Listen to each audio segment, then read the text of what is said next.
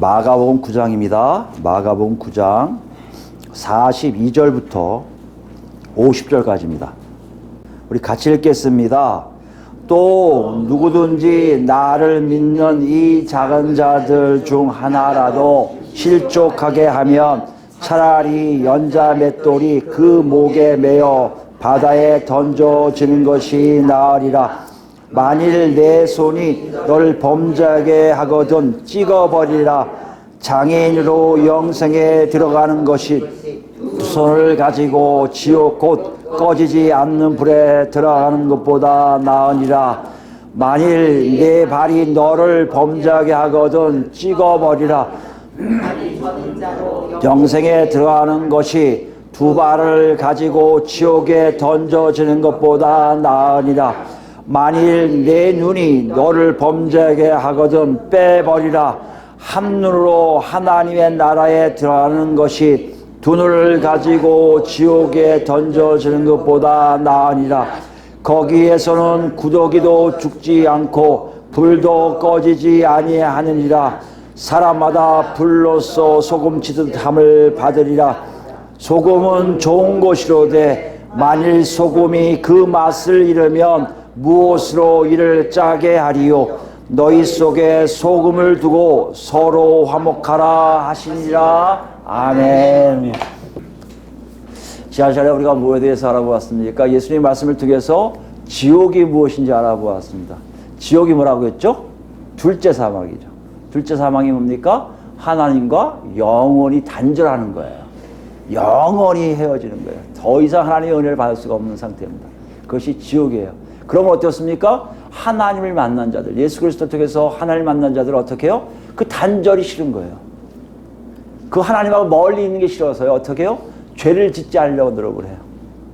죄를 짓지 않으려고 하고 또 뭐 합니까? 만약에 죄가 있다면 그 죄의 근원이 없어지게끔 노력한다는 것이요. 심지어 신체 부위라 할지라도 그것을 없어져도 아무것도 없어져도 오히려 하나님과 동행하는 생명 안에 들어가는 것이 그들의 소원이 된다는 것이에요. 여러분, 우리 삶 속을 한번 보셨습니까? 한 주가 어떠셨어요? 여러분 어떻게 지내셨어요? 정말 하나님과 함께함과 하나님과 떨어져 있음을 분별할 수 있는 것이 있었습니까? 야, 내가 정말 살아보니 하나님과 함께하면 정말 좋은데 하나님과 조금만 떨어져 있으면 진짜 못 살겠더라. 이런 체험이 있으셨습니까? 예수님이 오신 이유가 거기 있다는 거예요. 예수를 통해서 그것을 체험하게 하신다는 것이. 그러면 어떻게 됩니까? 점점 하나님과 멀리 떨어져 있는 걸 싫어하는 거예요. 하나님이 조금이라도 외면하면 싫은 거예요. 그러니까 하나님이 원하시는 삶을 하려고 애쓰고요. 하나님 원치 않은 삶을 안 하려고 애쓰는 것이 우리 삶에 있어야 된다는 것이에요. 여러분 그러셨어요? 아니면 그저 그냥 뭐 이러다가 살다가 뭐 이렇게 되셨어요? 예수 믿는다는 것이 분명한 것인 것을 성령이 우리에게 알려주시고요. 놓고 하세요. 아는 사람들 빨리 오라고. 만약 있다면 그 안에 머물러 있으라고. 마가는 우리에게 이렇게 얘기해요. 하나님을 통해서 생명과 사망을 알아 자기 삶을 생명에 적용하려고 생명 안에서 들어가려고 애쓰는 사람들, 그 사람들이 누구다? 그리스도인이라는 거예요. 여러분과 제가 예수를 믿었다 하면요 정말 그럴 거예요. 생명도 알지만 사망도 알아요. 생명에 들어가려고 모든 삶을 다 올인하고 있는 내가 보이게 될 거라는 얘기예요. 여러분 삶을 정확하게 보시기 바랍니다.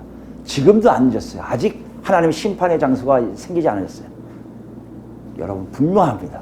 거기에 여러분이 어디 택할 것인가를 지금 하나님이 묻고 계시고 계십니다. 오늘 더 나가요. 오늘 42절부터 50절까지 중에 제일 마지막 부분이에요. 49절과 50절 말씀입니다. 49절 보면요. 사람마다 라고 했어요. 근데 원래 이 단어 뜻은 모든 것을 얘기해요. 모든 사람 또는 모든 것. 그러니까 예외가 없이 다 포함되는 것을 얘기하고 있죠. 근데 그 사람들이 모든 사람이 혹은 모든 것이 불로써 소금치듯함을 받으리라 되어 있어요. 이게 원래 헬라어 성경에 두 단어로 되어 있습니다. 불로 소금쳐지다. 불로 소금쳐지다예요.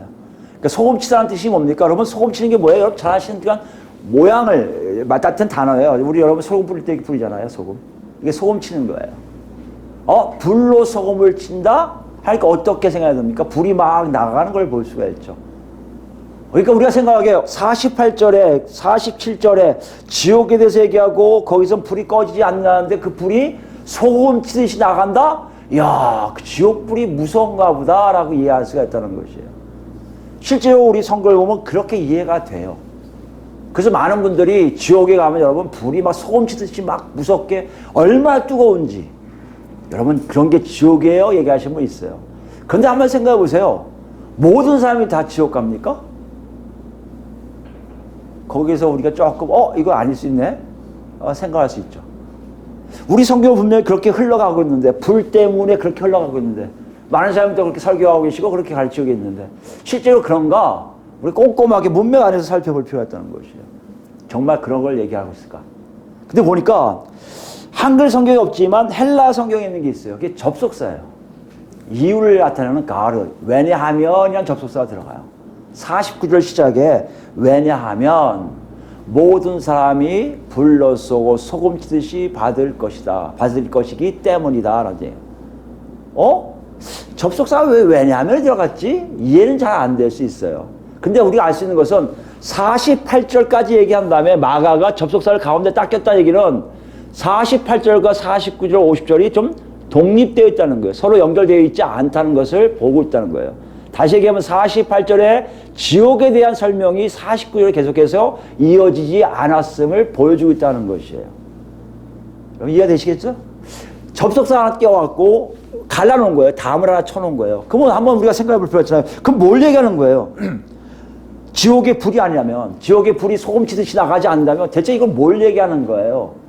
그 왜냐하면 빼자고요, 일단. 왜냐하면 빼면 뭐 되냐면 헬라어 성경은 딱 네 단어예요. 왜냐하면 빼면 세 단어예요, 세 단어. 모든 사람이 불로써 소금 쳐지자. 이거거든요. 세 개의 단어가 돼 있어요. 근데 이걸 연구하던 학자들이 딱 보니까 이게 많이 낫이 이거요. 어디서 본 것 같아요. 그게 어디 있을까 하고 연구해 보니까 레위기서에 있음을 봤어요. 레위기서 가볼까요? 레위기서 2장이에요. 2장 13절 말씀 보시면 다 찾으셨죠? 우리 같이 제가 읽습니다. 제가 읽습니다. 내 모든 소재물에 소금을 치라 되어 있어요. 내 모든 소재물에 소금을 치라. 이것이 70인여 몇 번에 말씀드렸지만 히브리어를 뭘 바꾼 거예요? 헬라어로 번역한 거예요. 히브리어를 헬라어로 번역한 성경에 보면 이것이 오늘 본문과 같은 단어예요. 여기 뭐가 참아 있어요? 소재물에 이것만 빼요. 모든 것에 소금으로 소금 치리라 돼 있어요. 이걸 보고 얘기하는 거예요. 예수님이 지옥에 대해서 얘기하시는 게 아니라 이 재물에 대한 것을 얘기하고 계시구나. 여기 뒤에 계속 보면 내 하나님의 언약의 소금을 내 소재에 빼지 못할지니 내 모든 예물의 소금을 드릴지니라. 소금을 친다는 것이 어때요? 재물에 치는 게 재물에. 그리고 연구해 보니까 정말 사본들 중에 이거와 똑같이 쓴 사본들이 나오기 시작해요. 불로서가 아니라 소금으로서 소금을 치듯 하다 이렇게 소금 치임을 받으리라 쓴 게 있어요. 그 사본도 있고 우리가 잘 아는 사본 중에는요 두 개를 다 집어넣어요. 이렇게요. 두 개 다 집어넣어서 어떤 사본이냐면 여러분 잘 아시는 한글 킹제임스 버전이라고 한글 킹제임스 버전이라고 보면요 여기인가요? 한글 킹제임스 여기라 되어 있을 거예요. 그 책을 보면 이렇게 되어 있어요. 모든 사람이 불로써 소금 치듯함을 받을 것이면가 받을 것이온가요? 하여튼 그렇게 됐어요. 그 다음에 모든 재물이 소금으로 소금침을 받으리라 돼 있어요. 아예 길게 써 있어요. 이게 왜 그러냐면 그 당시에 비잔틴 사본 쪽에는 이게 두 개를 다 나열하고 있다는 것이에요. 무엇을 얘기합니까? 여기 나온 우리가 본문에 얘기한 불로써 소금치듯함을 당하리라는 얘기는 받으리라는 의미는 뭘 얘기합니까? 지옥에 대한 얘기가 아니라 희생 제물에 대한 것을 얘기하고 있다는 것이에요. 희생 제물이 뭡니까? 하나님의 뜻에 의해서 명령에 의해서 하나님 방식으로 하나님께 드려지는 그리고 하나님에 의해서 받아서 만족해 하시는 제물이 희생 제물이에요. 하나님에 의해서 모든 것이 이루어지는 재물을 얘기합니다. 그렇기 때문에 무엇을 얘기합니까? 희생 제물이 곧 중요한 것을 얘기하면 다 알고 있는 제자들에게 얘기하는 거예요. 모든 사람이 희생 제물에게 쓰던 소금을 친다는 역사가 일어난다는 얘기는 너희 모든 제자들, 제자들의 제자들, 그리스도인들, 예수 그리스도를 믿는 모든 사람들은 다 뭐가 될 것이다? 희생 제물과 동일하다는 얘기예요. 완전히 달라집니다. 지옥에서 불이 소금치 사는 게 아니네? 아니에요. 희생 제물이라는 거예요. 누가요? 제자들이요. 누가요? 그리스도인들이요. 그럼 무슨 얘기입니까? 그래서 왜냐하면이에요. 왜냐하면이죠? 귀신 내쫓은 사람들 금하지 마라. 그리고 작은 사람들 실족하게 하지 마라. 또 뭐 있습니까? 내 손이 범죄하면 잘라버려라. 내 발이 범죄하면 잘라버려라. 내 눈이 범죄하게 하면 빼버리라고 하시는 말씀. 왜냐하면 너희는 희생 제물이기 때문이다. 희생 제물인데 어떻게 희생 제물이 자기가 희생 제물이면서 하나님의 희생 제물을 함부로 할 수 있습니까? 그 사람은 죽을 수밖에 없는 정도가 아니라 상상하기 힘들 정도로 어려운 정도의 형벌을 받는 거예요. 그래서 작은 자도 실족하게 되면 왜요? 그 작은 자도 하나님과 관계된 뭐기 때문에요? 희생 제물이기 때문에 건들면 안 되는 거예요. 여러분 여기 보시면 다 예수 믿는 사람들이라면요, 지금 꼬마들도 예수를 믿고 있다면 저 꼬마도 하나님께 드려주는 희생 제물이에요. 건드시면 안 돼요. 함부로 하시면 안 돼요. 구약에는요, 함부로 했다가는요 죽음을 당해요. 심판을 당한다는 거예요. 또 있어요. 희생 제물이기 때문에 손에서 결격 사유가 있는 것을 잘라버리는 게 옳아요. 하나님께 완벽한 걸 드리는 것이지 잘못된 거 드리는 것은 제물이 아니에요. 그래서 신체 부위를 자를 수가 있다는 것이에요. 왜냐하면 여기서 나오는 거예요. 왜냐하면 너희는 희생 제물이기 때문이라는 것이에요. 이 개념이 정말 맞을까? 우리가 잘 아는 말씀이잖아요.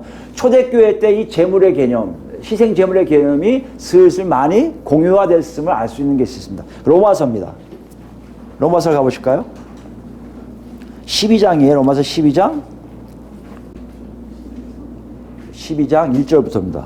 네, 제가 읽습니다. 그러므로 형제들아, 내가 하나님의 모든 자비하심으로 너희를 권하노니 너희 몸을 하나님이 기뻐하시는 거룩한 뭐로 드려라? 산 제물로 드리라고 되어 있어요. 제물의 개념을 정확히 하시기 바랍니다. 제물은 뭐라고요? 하나님이 받으시는 거예요. 하나님이 받으시기 때문에요, 하나님의 방식대로 해야 돼요. 하나님 뜻에 어긋나면 안 돼요.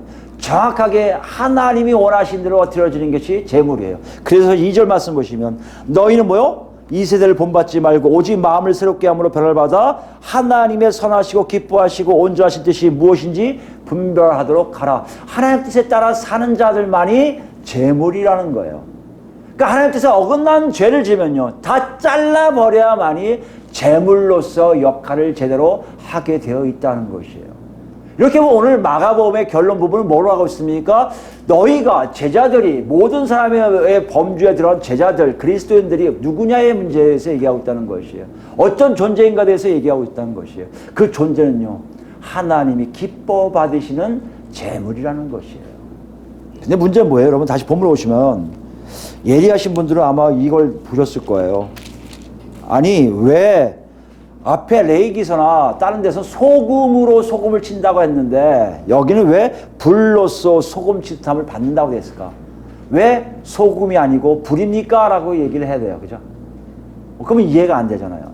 예수님 모르셔서 소금이 아닌 불로 쓰셨을까요? 아니겠죠. 어떤 의도가 있겠죠. 그렇다면 뭘 알 수 있습니까? 소금으로 소금 치는 것이 뭔지 알아야 돼요. 소금이 뭐예요, 여러분? 소금 우리에게 필수품인 거 알지만 고대 사회에서 소금은요, 제사 때도 많이 사용됐어요. 왜 그럴까요, 여러분? 소금의 특성이 좀 그렇잖아요. 부패된 걸 막아주고요. 그죠? 뭔가 이렇게 부패되게 썩는 걸 막는다면 악한 영들, 악한 세력에 이길 것 같아요. 그 소금을, 옛날 어른들 보면 누가 보면 뭐가 재수없다고, 뭐 부정타다고 뭘 부려요? 소금 뿌리잖아요. 이게 다 그런 개념이에요. 그렇게 생각하는 게 소금이 그런 힘이 있다고 생각하는 거예요. 악한 영들을 물리칠 수 있는. 근데 유대인들에게, 이스라엘 백성들에게 하나님이 그대로 그걸 사용하세요. 그때 사용하지 말고 악한 영들 쫓은 무속적인 신앙에 사용하지 말고 내 제사 때 소금을 사용하라고 말씀하세요. 그건요, 정결함을 얘기해요. 출애굽기 30장에 나온 내용일 거야. 하나님께 드려지는 향을 만드는데 그 향품이 뭐더라면 소금이 들어가요. 만든 다음에 소금을 치라고 돼 있어요. 그다음에 뭐라고 하냐면 그래서 성결하게 하라고 돼 있어요. 성결하는 게 뭐예요? 구별지어서 정결하게 만들라는 거예요. 아, 소금의 역할은 정결하게 하는 거구나. 우리가 알 수가 있단 말이에요. 아, 소금을 소금 친다는 얘기는 재물을 정결하게 해서 다른 악한 것이 다 사라지고 오직 내가 드려지는 하나님께만 받으시라고 드리는 이 의식이겠구나 알 수가 있는 거예요. 근데 불은 뭐예요? 불도 사실은 고대 사회에서는요 심판의 도구이기도 하지만 불은 뭡니까? 또 정결의 의식이에요. 옛날 어렸을 때 여러분 피부병 있는 사람들 옛날 저희 할머니가 저희 누나한테 피부병 있으니까 쌀에비에다 불 붙여갖고 불로 막 이러더라고 몸에다. 그 뭐 하는 거야 지금요? 물러가라 이거죠. 물러가라 이거죠. 정결의 의식이에요. 정결의 의식. 예, 그게 있어요. 불 태우는 게 그렇습니다. 더러운 거 태우는 거 마찬가지예요.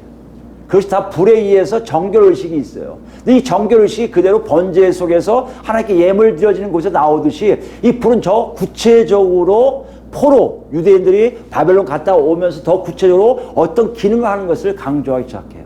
그게 어디 있습니까? 말라기입니다. 말라기 3장 가볼까요? 네, 말라기 3장. 예, 다 찾았죠? 1절부터인데 말라기 3장입니다. 1절부터 제가 읽습니다. 만군의 여호와가 이르노라 보라 내가 내 사자를 보내니 누굴 보낸다고요? 사자를 보내신다는 거예요. 그가 내 앞에서 길을 준비할 것이요 또 너희가 구하는 바 주가 갑자기 그의 성전에 임하시리니 곧 너희가 사모하는 바 언약의 사자가 임하실 것이라. 하나님이 약속하시는 거예요. 언약의 사자가 임한다는 거예요. 근데 그 어떤 일을 하신 거 보세요. 2절입니다. 그가 임하시는 날을 누가 능히 당하며 그가 나타나는 때에 누가 능히 서리요. 그는 금을 연다는 자의 뭐와 같다? 불과 표백하는 자의 잿물과 같을 것이라. 어떤 존재가 있는데 그 사자인데 그 사자가 어떤 존재란 말이에요? 정결하게 하는 일을 해요. 그게 뭘 표현돼요? 불이에요. 아, 그래서 포로 이후의 사람들은 불하면 뭘 생각해요? 정결의식. 특히 어떤 정결의식이요? 종말 시기에 마지막 때에 하나님이 이스라엘 모든 백성이 심판하고 악한 영들 다 심판하고 자기들 유대인들을 세우는 그 시기에 오늘날로 얘기하면 마지막 예수님이 재림하실 시기에 그때 뭐 한다고요? 불의 역사가 있는 게 뭐예요? 정결하게 만든다는 거예요. 그래서 여기 뭐가 나옵니까? 3절 볼까요? 그가 은을 연단하여 깨끗하게 한 자 같이 앉아서 레이자손을 깨끗하게 해요. 레이자손을 깨끗하게 한다는 것은 제사를 드릴 수 있게 해준다는 얘기예요. 이게 말라기에서 구약 백성들에게 약속하신 약속이에요. 신약에는요 레이 적속이 필요가 없죠.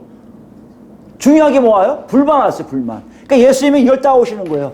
불로써 소금 친다는 얘기는 무슨 말입니까? 종말론적인 관점의 희생제물을 얘기해요. 마지막 때에 하나님 부르셔갖고 정결하게 하는 사람들을 얘기하는 거예요. 하나님이 받으시기에 합당한 존재들을 다 만드시는 걸 얘기해요. 그래서 예수님이 말씀하시는 거예요. 불로써 소금 치듯함을 받으리라. 누가요? 예수 믿는 사람들이요. 누가요? 예수님의 제자들이요. 누가요? 우리와 같은 그리스도인들이요. 지금 이걸 얘기하고 계시는 거예요. 아, 종말론적인 지금 여기 다시 와서 보면 불로써 소금 치듯함을 받으리라. 아, 이거는 종말론적인 희생 제물이 됐다는 것이구나. 이제 곧 있으면 하나님이 오실 것이고 그 하나님 우리를 다 받으시겠구나라고 알 수 있다는 것이에요. 문제는 뭐예요, 여러분? 그것이 내가 와닿냐의 문제 아니에요. 내가 정말 그런 존재냐의 문제 아니에요. 그래야 지옥도 알고요. 그래야 하나님 나라도 알고요. 그래야 생명도 알고 그래야 사망도 알 거 아니에요. 하나님 방식대로 살아가는 희생제물이 돼야 종말적으로 마지막으로 오는 희생제물이 돼야 비로소 우리가 하나님을 제대로 알 거 아닙니까? 하나님과 깊은 관계가 있으니까. 우리가 질문해 봐야 돼요. 여러분과 저는 종말 시기에 있는 희생제물입니까? 그럼 어떻게 알 수 있어요? 여기 왜 우리 힌트를 주고 있잖아요. 우리가 아무리 상상을 해도 답이 안 나와요. 정말 내가 희생제물인가? 하나님 날 받으신 건가? 이렇게 생각할 수 있잖아요. 그런데 예수님은 뭐라고 하셨습니까? 뒤에 보면요. 소금 치듯함을 받으리라고 해서 이걸 보면 시제가 미래고요. 수동태예요. 수동태라는 얘기는 뭡니까? 제물에다 소금을 뿌릴 수가 없다는 거예요. 여러분이 아무리 마지막 때 희생제물이 되고 싶다고 해서 자기에게 희생제물이야 라고 씌울 수가 없다는 것이에요. 누가 해줘야 돼요. 그러니까 정확해요. 내가 했다면 나 그런 적 없는데 나 희생제물 아닌가 보다 알 수 있잖아요. 근데 이거 더 정확해 뭐예요? 누군가에 의해서 내가 말세에 종말적인 희생제물이 되게 되어 있다는 것이에요. 그 누가 누굽니까? 알 수 있는 힌트가 뭐예요? 마태복음 갈까요? 마태복음 3장 가보세요. 마가복음에는 이런 내용이 없어요. 공간복음인 마태와 마가와 누가 중에 마가복음에는 이런 표현이 없는데 마태와 누가는 이런 표현을 썼어요. 마태복음 3장이에요. 마태복음 3장이에요. 마태복음 3장 10절부터 볼까요? 자, 읽습니다. 이미 도끼가 나무 뿌리에 놓였으니 좋은 열매를 맺지 아니한 자마다 찍혀 불에 던져지. 여기 뭐예요? 불은요. 이거는 심판에 대한 불이에요. 그죠? 여기도 같이 쓰고 있으면 볼 수 있어요.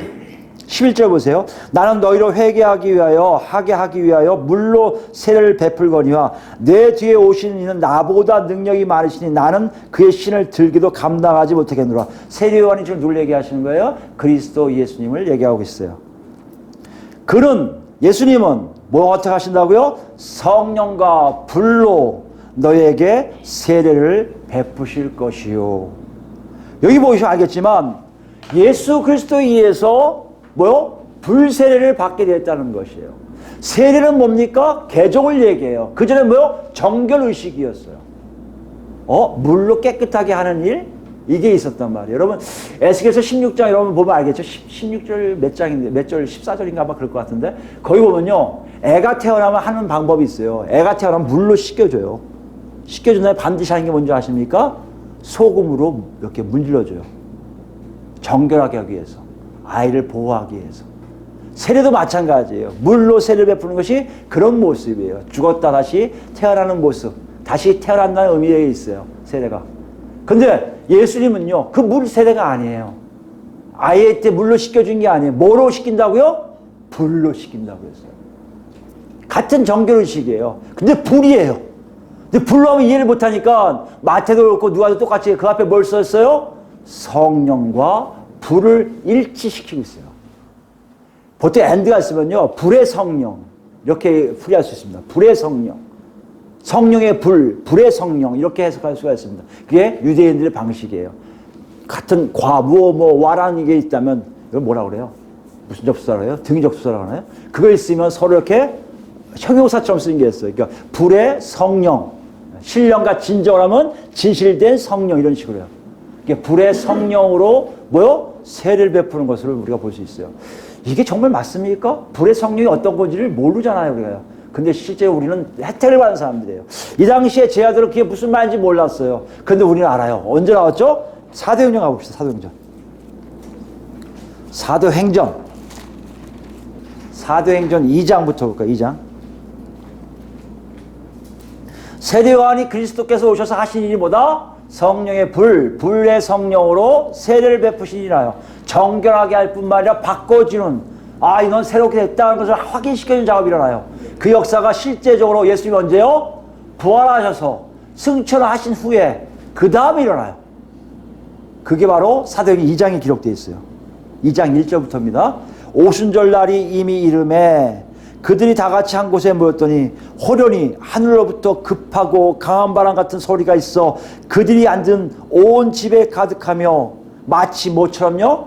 불의 혀처럼 갈라지는 것들이 그들에게 보여 각 사람이 하나씩 임하여 있더니, 여러분 보면 알겠지만 제가 만약 여러분에 있는 성령께서 역사하신 그 마가의 다락방에 있다면 지금 불이 하나씩 각자 머리 하나씩 있는 거예요. 불이 소금 치듯이. 그 역사가 지금 일어나고 있는 걸 실제적으로 보게 만드는 거예요. 4절이에요. 그들이 다 성령의 충만함을 받고 성령이 말하게 하심을 따라 다른 언어들로 말하기를 시작하니라 돼 있어요. 여러분 성령의 역사가 뭔지를 우리는 알고 있지만 유대인들은 더 잘 알아요. 유대인들이 성령에 왔다는 얘기는요 마지막 시기예요. 여기 보면 알겠지만 이 사람들이 하도 방언을 막 하니까 술 취한 줄 알았다고요. 다른 유대인들이 야 오전부터 술 취하냐? 이때 사도들이 일어나서 그 사연을 얘기해요. 그것이 아니다 얘기한 게 여러분 쭉 보면 16절에 보시면 알 수 있습니다. 우리가 술 취한 게 아니다. 15절에 그죠? 이 사람들이 취한 것이 아니라 16절에 이는 곧 선지자 요엘을 통하여 말씀하신 것이니 일렀을 때 이거 뭐예요? 요엘서에 기록된 내용이에요. 그걸 가져온 거예요. 하나님이 말씀하시기를 말세가 뭡니까? 종말이에요. 끝이에요.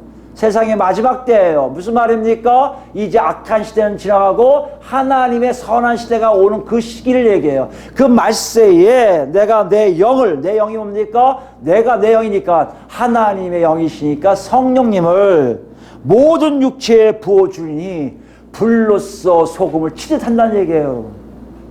지금 뭘 얘기해요? 마지막 때 종말론적 희생제물을 뭘 얘기합니까? 성령이 임한 자들을 얘기하는 거예요. 그게 희생제물이에요.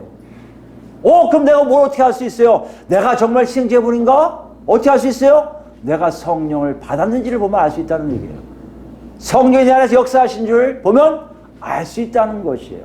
내가 예수를 믿습니다라는 고백으로 우리는 하는데 예수를 믿었습니다 고백이 성령이 내 안에 오신 것을 알고 난 후에 나온 고백이 진정 고백이지. 내 안에 성령이 임하신지 아닌데도 무조건 예수 믿으면 된다니까 나 예수 믿소 한다면 그것은 예수 믿는 것이 아니라는 얘기예요. 무슨 얘기예요? 예수 믿는 게 아니라는 것은 종말론적인 희생제물이 아니라는 얘기고요.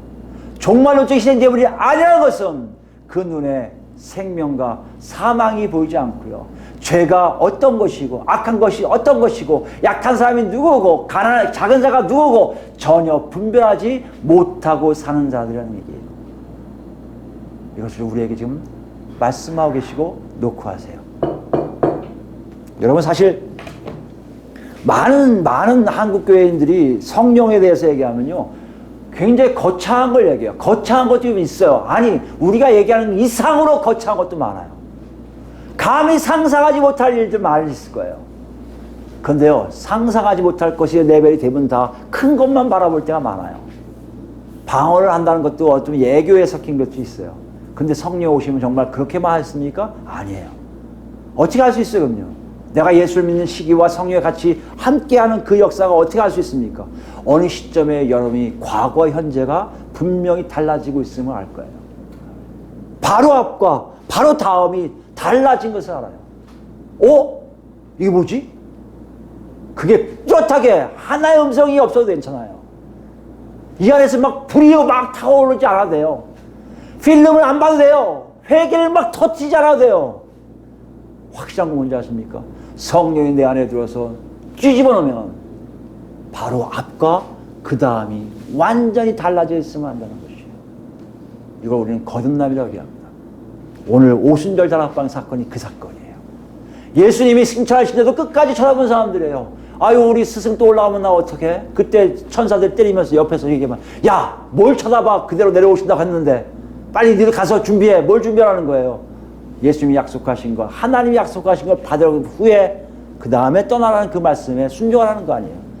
이 사람들 기도하는 거 외에는 할 게 없었을 거예요. 예수를 믿는다 하면 다 죽음이었어요. 다 죽을 수밖에 없고 출교당해요. 이 유대인으로 살 수가 없어요.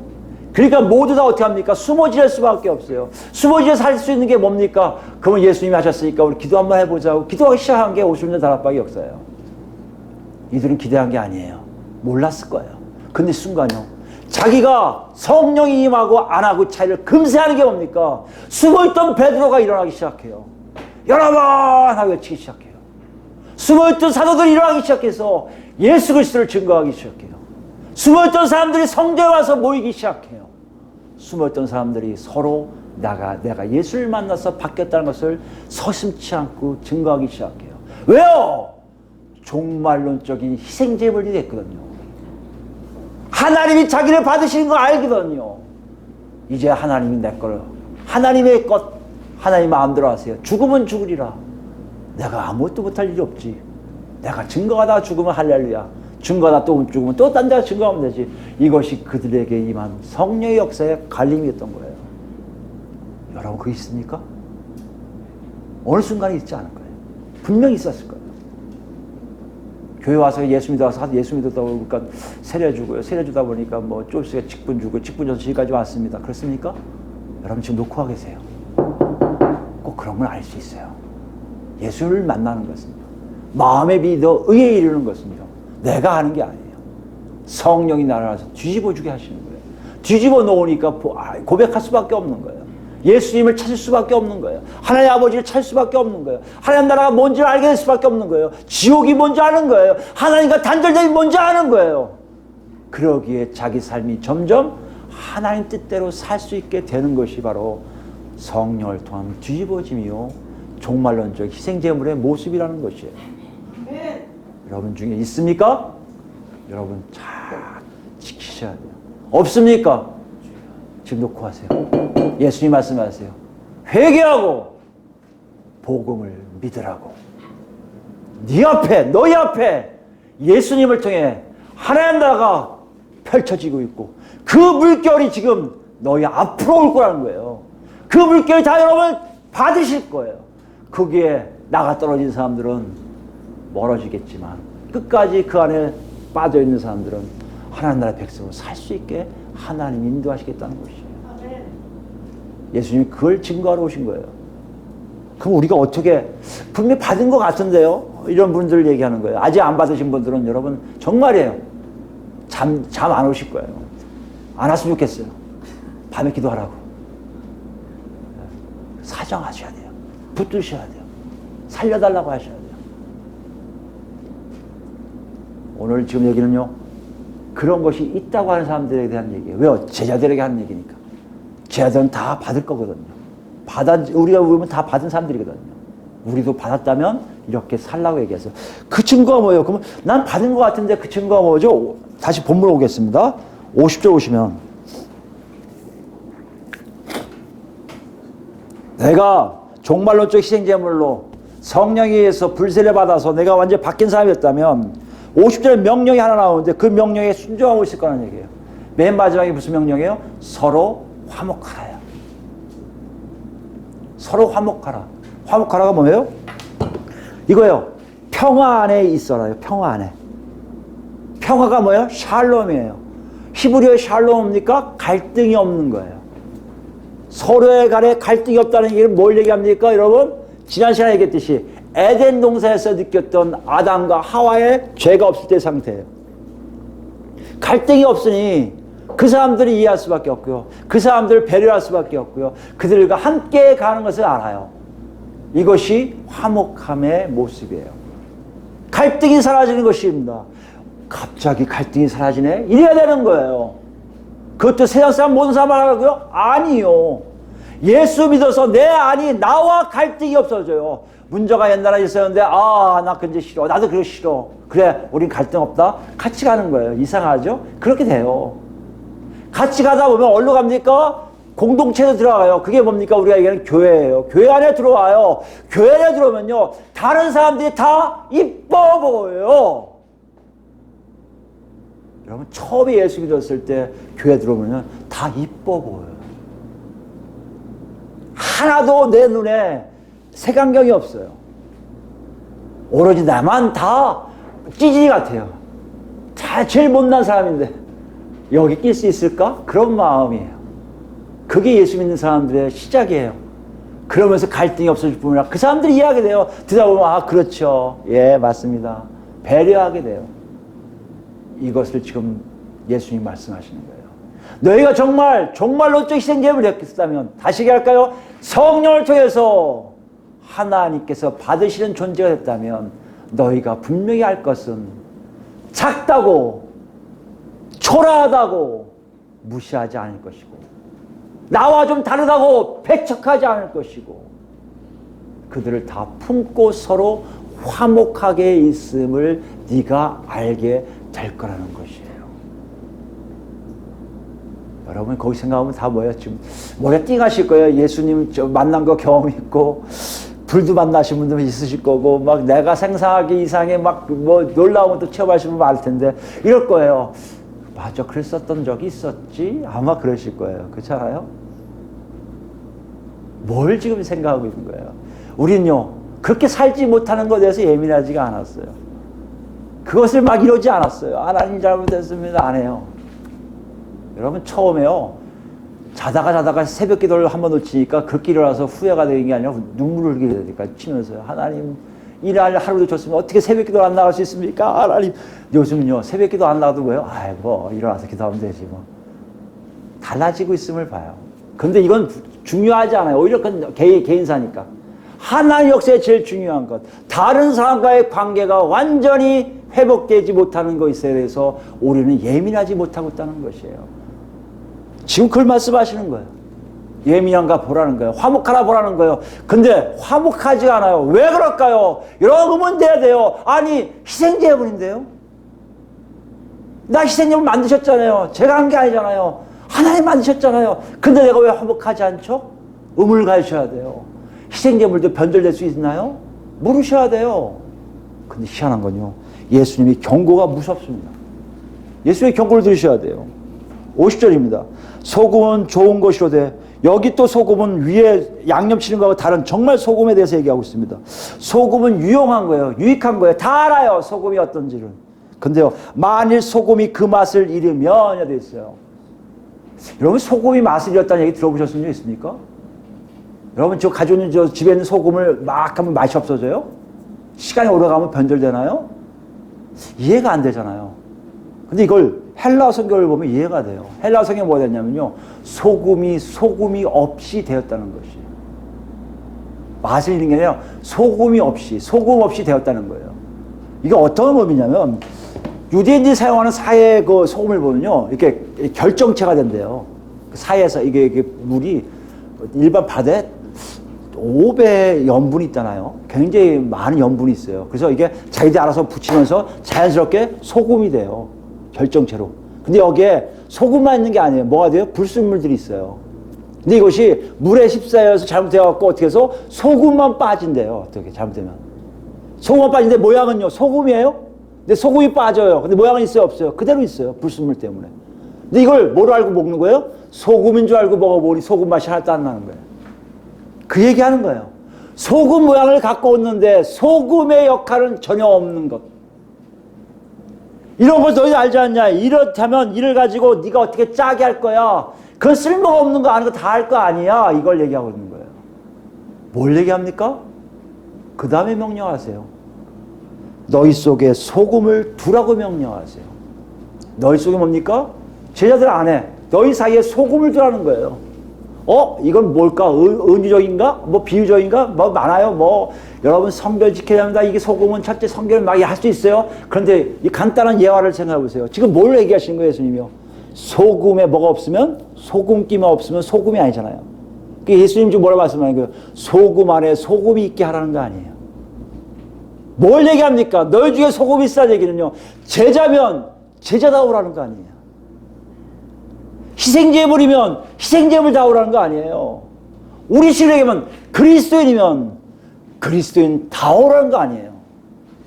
뭘 지금 말씀하고 계신 거예요? 너희가 한 번 희생제물 내면 영원토록 희생제물 내는 게 아니라 너희 안에 잘못하면 타락할 수도 있고, 하나님 보시기에 희생제물이 아닌 더러워서 받지 못한 정말 쓰레기가 될 수 있음을 지금 경고하시면서 뭐라 하시는 거예요?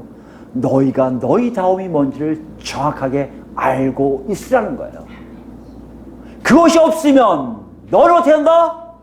화목하지를 할 수가 없다는 얘기예요. 그럼 우리 다시 원래 질문으로 들어갑시다. 화목하지 않은 이유가 뭐라고요? 우리 안에 소금, 우리 스스로의 본분에 우리가 돼야 될 그 다움이 사라진 거예요.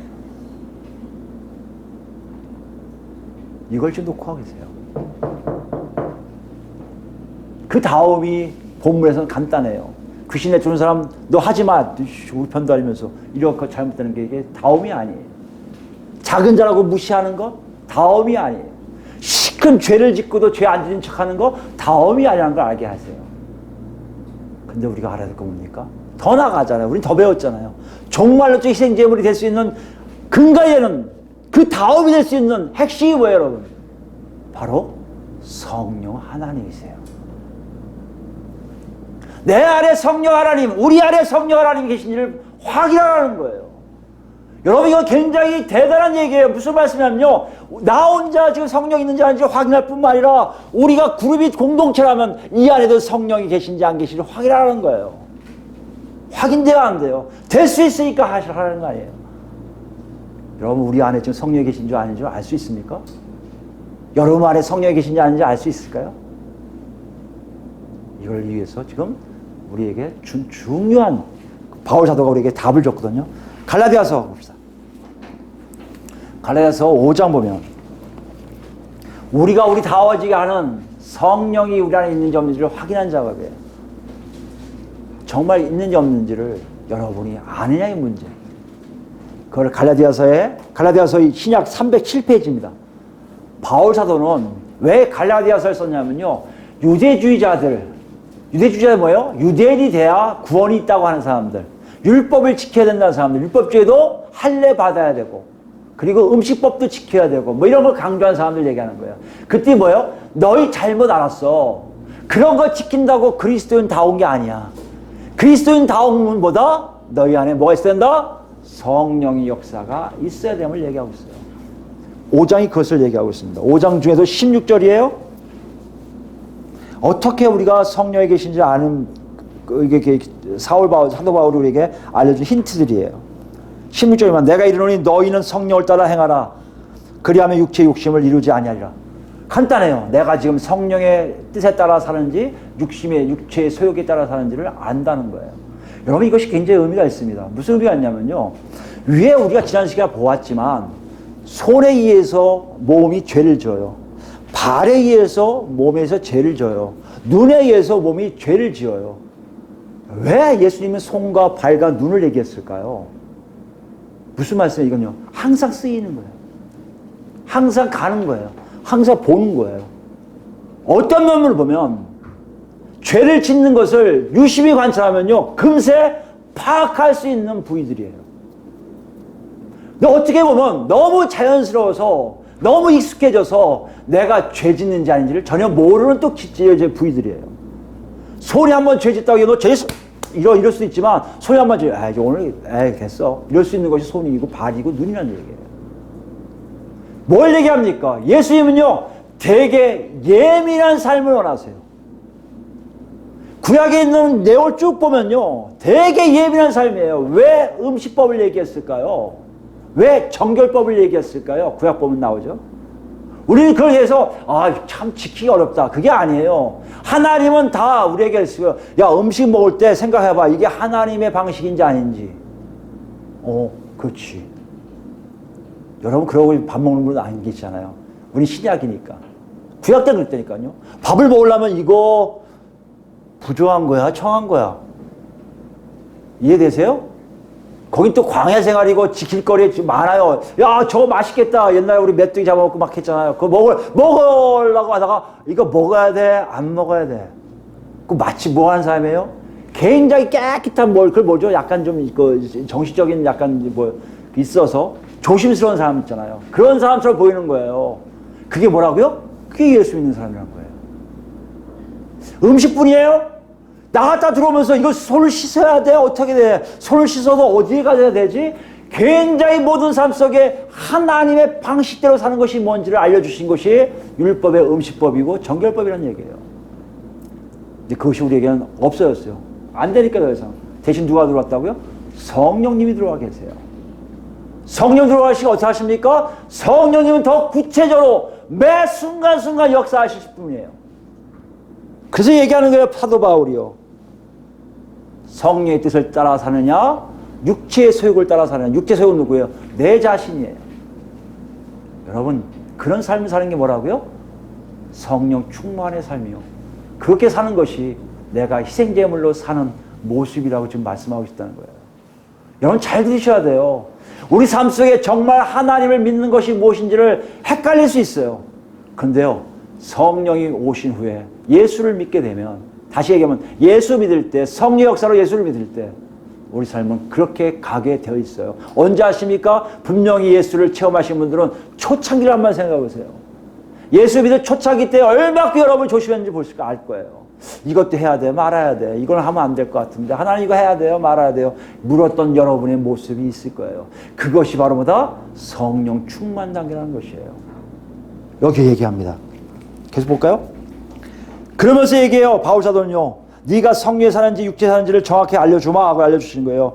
육체의 소욕은 성령을 거스리고 성령의 은 육체를 거스리하니 이 둘이 서로 대적함으로 너희가 원하는 것을 하지 못하게. 무슨 말이냐면요, 성령의 뜻에 살면요 육체대로 살지를 않아요. 분명한 내 삶의 모습이 나타나게 되었다는 것이에요. 그게 어디 있습니까? 18절이에요. 너희가 만일 성령 인도하시는 바가 되면 율법 아래 있지 아니하니라. 육체의 일은 분명하니. 이런 것이 여러분 삶에 나타나고 우리 삶에 나타난다면 우리는 뭐요? 성령의 뜻대로 살지 않고 있는 거예요. 어떤 거예요? 음행하고 더러운 것이고 호색, 우상숭배, 주술, 원수 맺는 것, 분쟁, 시기, 분냄, 당짓는 것, 분열, 그 다음에 이단, 투기, 술 취함, 방탕함, 그 다음에 끝나지 않아요. 얼마나 많으면요, 사도 바울은 뭐라고 했습니까? 또 그와 같은 것들이라. 왜 그와 같은 것들이 했을까요? 예수를 만나면요 알아요. 아, 이게 육체 소욕이야. 이건 잘못했어. 누구 때문에요? 성령님이 알게 하시니까. 여러분, 이것이 희생제물, 종말론적 희생제물의 모습인 것을 여러분 기억하세요. 이것이 많이 있는데도 아무렇지 않고 난 뭐 일 수도 있지 뭐. 이 땅에 살면 다 그런 거지 뭐. 그래, 세상은 다 그런 거야. 그렇게 살다 가는 거지 뭐. 이렇게 하고 계십니까? 이렇게 죄송하지만 성령님 계시지 않은 희생제물이 될 수 없군, 하나님 나라와 관계없는 정말 사망으로 가는 삶인 것을 우리에게 분명하게 보여주고 있다는 것이에요. 그럼 반대는 뭡니까? 이거 좀 중요한 얘기인데, 너희에게 경계한 것 같이 경계하는 이런 일을 하는 자들, 21절입니다. 뭘 받지 못해요? 하나님 나라를 유업으로 받지 못할 것이요. 그죠? 희생제물로서 하나님 앞에 합당하지 않게 된다는 얘기예요. 22절은 뭐예요? 성령 열매를 잘 하시는 거예요. 사랑, 희락, 화평, 오래 참음, 자비와 양선과 충성과 온유와 절제니 이런 것을 금지할 법이 없느니라. 여러분, 내가 성령에 사는지 안 사는지 못한다고요? 내 삶 속에 육체의 일이 아직도 현저합니까? 분명합니까? 여러분, 죄송하지만 성령에 살지 않아요. 그런 분들은요, 죄송하지만 공동체 안에서 화목이라는 개념을 몰라요. 갈등이 없는 샬롬이 뭔지 몰라요. 가식적으로 사람들 앞에서 가면을 쓸 수 있어요. 그러나 하나님 앞에서는 절대 인정을 못 받아요. 내 안에 성령 역사에서 내 안에 정말 이런 것들이 나온다면, 성령 열매가 나온다면, 성령 열매 보세요. 너무나 다 좋은 것들 아닙니까? 이것들이 나도 모르게 나오기 시작한다면 여러분 지금 뭐 하는 거예요? 성령에 의해 사는 삶이에요.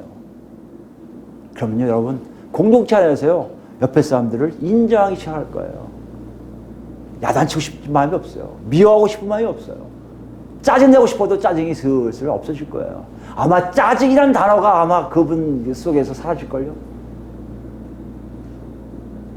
이 분명함이 지금 성경에서 얘기하는 마지막 때 종말론적 희생제물을 구별할 수 있는 방법이에요.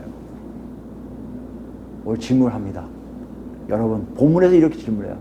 여러분 어디 존재하세요? 정말 여러분 바뀌셨습니까?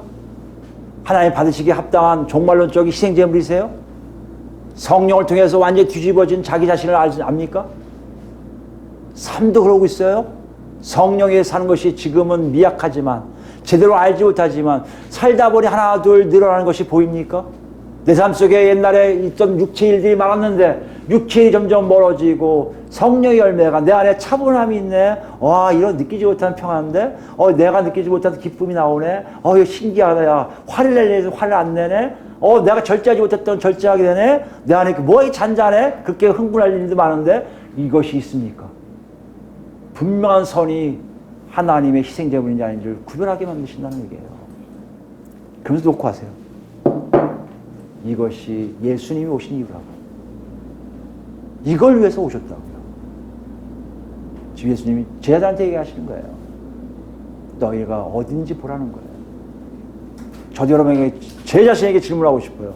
어디 계세요? 정말 희생제물 되셨습니까? 하나님께 감사하시고 소금을 두르려고 애쓰세요. 성령의 음성을 들으려 애쓰세요. 성령님과 동행함이 뭔지를 더 하나 둘 밟아가세요.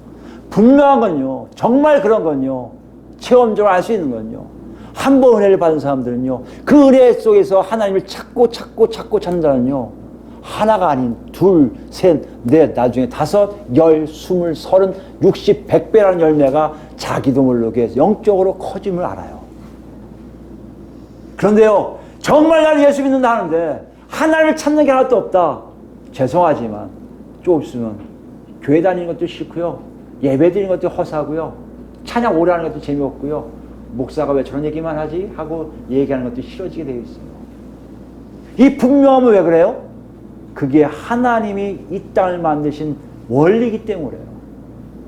죄가 들어오면 하나님께 멀어질 수밖에 없는 상황인데 네 존재가 하나님이 받으신 희생제물이라면 분명하게 너는 한 단계씩 업그레이드 될 것이고 한 단계씩 하나님을 알아가게 될 거란 얘기예요. 그 다음은 하나님 나라에서 사는 우리 자신을 발견하게 될 거란 얘기예요. 오늘 여러분에게 질문과 여러분에게 축복하고 싶어요. 여러분 어디에 계십니까?